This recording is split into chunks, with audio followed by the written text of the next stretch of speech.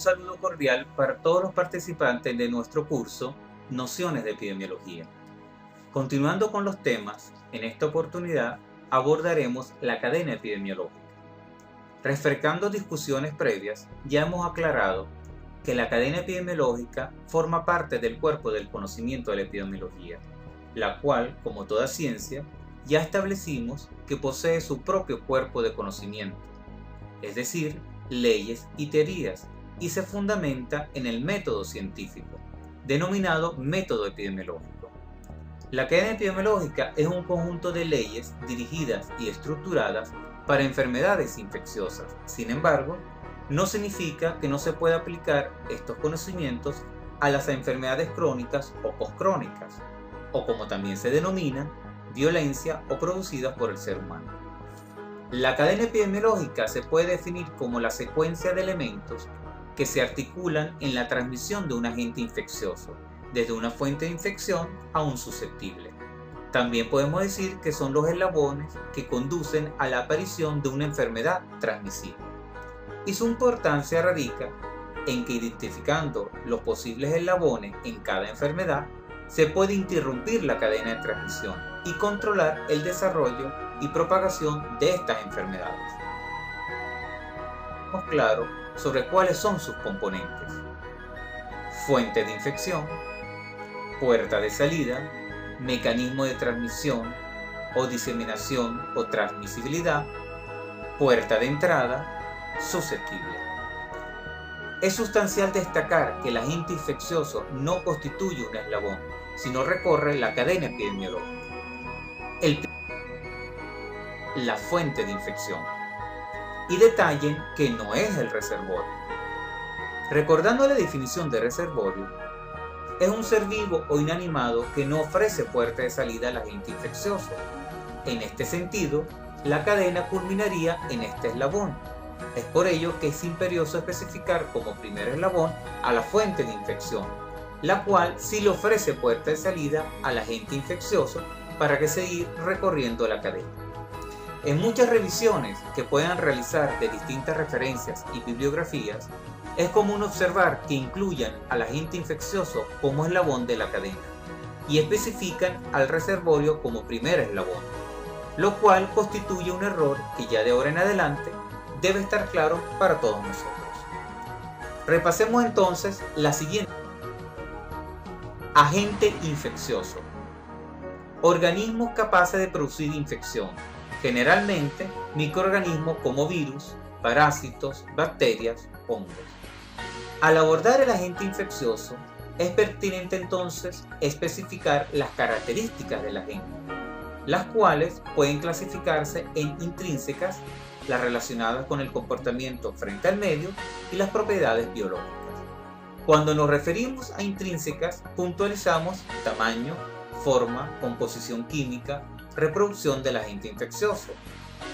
El comportamiento frente al medio se relaciona con los mecanismos de resistencia de los agentes infecciosos de adaptación, como por ejemplo mutaciones, recomendaciones. Y las propiedades biológicas de los agentes infecciosos son las siguientes: infectividad, capacidad del agente infeccioso de producir una infección; patogenicidad, capacidad del agente infeccioso de desencadenar una enfermedad infecciosa. Como ya hemos discutido, la infección no es sinónimo de enfermedad infecciosa. La infección es la penetración y multiplicación de un agente infeccioso en el organismo de un animal o persona. En cambio, la enfermedad infecciosa es la reacción de los tejidos a estos patógenos y o a sus toxinas. Virulencia, capacidad del agente infeccioso de desencadenar una enfermedad infecciosa grave.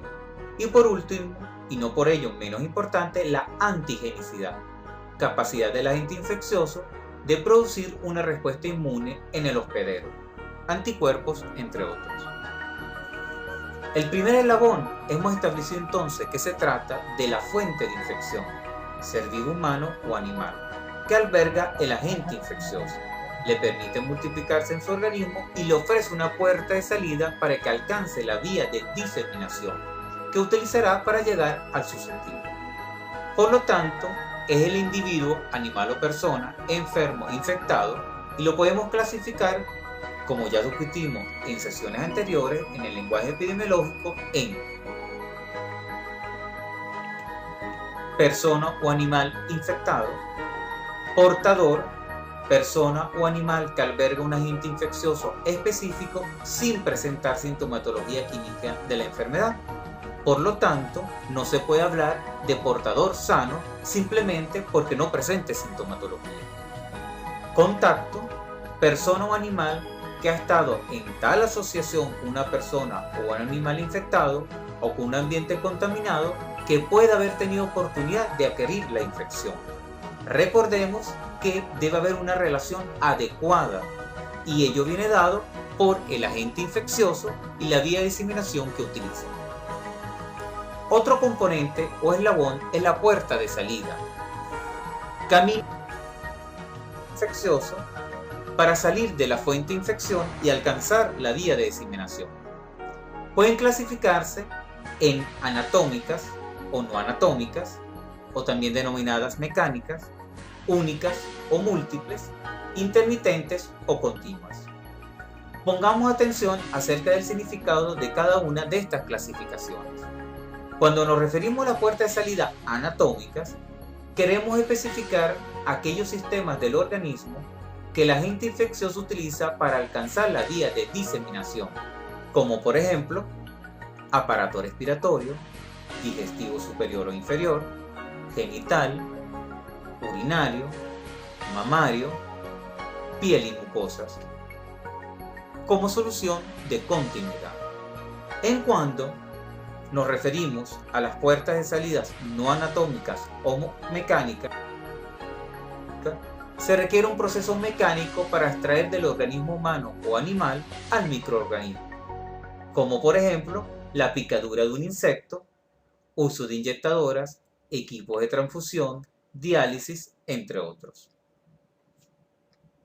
También podemos clasificar las puertas de salidas en únicas o múltiples, es decir, existen microorganismos que utilizan una sola puerta de salida o pueden utilizar más de una. En este caso, se denomina puerta de salida múltiple. Con respecto a las puertas de salidas intermitentes, son aquellas donde el sistema anatómico no le ofrece permanentemente la salida al microorganismo, o este no se encuentra constantemente en la puerta de salida. Por ejemplo, la puerta de salida digestiva inferior. Las puertas de salidas continuas son aquellas donde el sistema anatómico, de forma permanente, le ofrece salida al agente infeccioso, por ejemplo, sistema respiratorio. En este momento, entonces, el eslabón de la cadena epidemiológica, es decir, la vía de diseminación, la cual es el mecanismo que permite que el agente infeccioso sea transmitido desde la puerta de salida de la fuente de infección a la puerta de entrada del susceptible. Debido a que los agentes infecciosos pueden utilizar diferentes vías de diseminación, existe una clasificación que nos puede orientar. Transmisión directa. La transmisión directa consiste esencialmente en la transferencia inmediata de un agente infeccioso desde la fuente de infección hasta una entrada apropiada en el susceptible.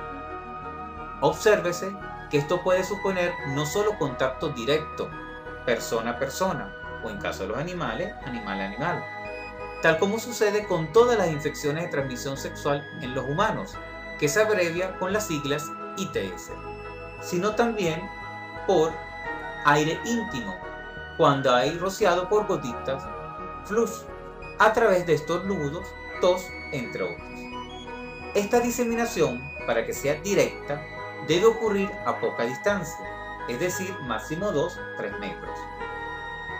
Resumiendo entonces, la diseminación directa puede ser de dos tipos: contacto persona a persona, o animal a animal, o aire íntimo. Las otras posibilidades de transmisión se denominan indirecta. Esto quiere significar que se requiere de un transporte desde la fuente de infección al susceptible, el cual, si es animado, se refiere al vector, y si es inanimado, se refiere al vehículo. Pero también puede constituirse la transmisibilidad cuando se involucra el aire ambiente, el cual se diferencia del aire íntimo cuando las distancias son mayores a 2-3 metros. La transmisión indirecta por vehículo es a través de objetos inanimados que podemos llamarlos fómites, tales como lencería, juguetes, instrumentos quirúrgicos, así como alimentos, agua y líquidos administrados intravenosamente contaminados. El agente puede multiplicarse o desarrollarse dentro del vehículo o sobre él, antes de ser introducido en el susceptible. En la transmisión por vector, el agente infeccioso es transportado por un artrópodo hasta el susceptible. El artrópodo, mosca, mosquito, cucaracha, entre otros, puede ser que simplemente transporte mecánicamente el agente al ensuciar sus patas o sus probóscides, en cuyo caso la multiplicación del agente en el vector no se produce. O el vector puede ser biológico, si el agente infeccioso se multiplica en el artrópodo antes de ser transmitido y sufre modificaciones de índole biológica. En este caso hay un periodo de incubación en el artrópodo conocido como periodo de incubación extrínseco, antes de que el artrópodo se convierta en infeccioso. Finalmente, la transmisión indirecta puede ser por el aire ambiente. En esta clase de diseminación intervienen dos tipos de partículas, polvos y núcleos de gotitas, siempre y cuando las distancias involucradas sean de más de 2-3 metros. Cuando nos referimos a polvos, son partículas de distinto tamaño que resultan de la nueva suspensión de partículas que se han depositado, por ejemplo, sobre pisos o lencería, así como partículas levantadas del suelo por el viento. Los núcleos de gotitas son partículas muy pequeñas que representan el residuo desecado de gotitas. Pueden formarse de distintas maneras. Una es por la evaporación de gotitas que han sido despedidas al aire por tos o estornudos. O los núcleos de gotitas se forman también por dispersión en aerosol de materiales infecciosos. Debido a su pequeño tamaño, estos núcleos de gotitas pueden permanecer suspendidos en el aire largo tiempo y pueden ser inhalados e introducidos a los alvéolos pulmonares. Por ejemplo, una partícula mayor de 5 micras es retenida en la vía respiratoria alta, mientras que una partícula de menos de 3 micras se depositará en los pulmones. Existe una vía de diseminación especial que es la transplacentaria, es decir, aquella que se efectúa de madre a hijo durante el periodo de gestación, también denominada transmisión vertical.